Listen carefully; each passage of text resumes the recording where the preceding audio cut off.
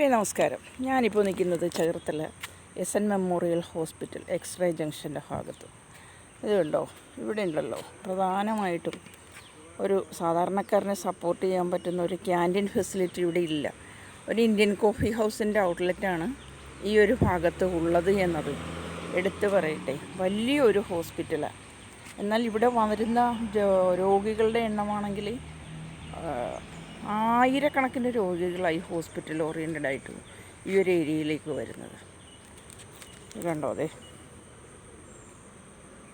Sreenarayana memorial medical mission Cherthala.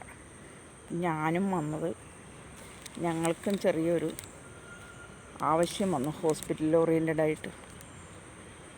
അപ്പോൾ എൻ്റെ husband 2 ദിവസം ഇവിടെ അഡ്മിറ്റ് ആകേണ്ടി വന്നു. അതിൻ്റെ ഭാഗമായിട്ട് ഈ ഹോസ്പിറ്റലിൽ വന്നപ്പോഴേക്കും എനിക്ക് തോന്നിയൊരു കാര്യം ഞാൻ നിങ്ങളിലേക്ക് എത്തിക്കുകയാണ്. ഇവിടെ വേണ്ടതൊരു നല്ലൊരു ക്യാൻറ്റീനാണ്. അത് സാധാരണക്കാരനെ കൂടി അഫോർഡബിളായിട്ട് അക്കോമഡേറ്റ് ചെയ്യുന്ന ഒരു ക്യാൻറ്റീനായിരിക്കണം ഇവിടെ ഉണ്ടാവേണ്ടത്. അല്ലാതെ ഇന്ത്യൻ കോഫി ഹൗസിൻ്റെ വലിയൊരു ഔട്ട്ലെറ്റാണ് ഇവിടെ ഇപ്പോൾ ഉള്ളത്.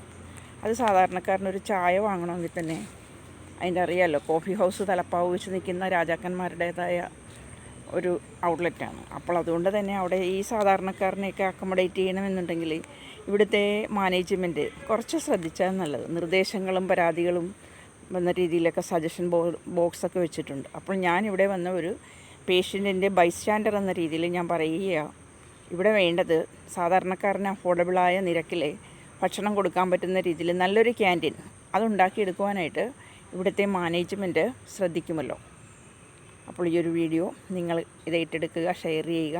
മാനേജ്മെൻറ്റിനെ കൊണ്ട് അല്ല കുടുംബശ്രീ അംഗങ്ങളെ കൊണ്ട് നടത്തിപ്പോകാൻ പറ്റുന്ന നല്ലൊരു ക്യാൻറ്റീൻ അതായിരിക്കണം ഇനി ഞങ്ങൾക്ക് ആവശ്യം വന്നാൽ ഇവിടെ വരുമ്പോൾ നിങ്ങൾ സെർവ് ചെയ്യേണ്ട ഇത്തരത്തിലുള്ള സേവനങ്ങളെന്ന് ഓർമ്മിപ്പിച്ചുകൊണ്ട് ഈ വീഡിയോ വൈൻഡപ്പ് ചെയ്യുന്നു. Okay, thank you.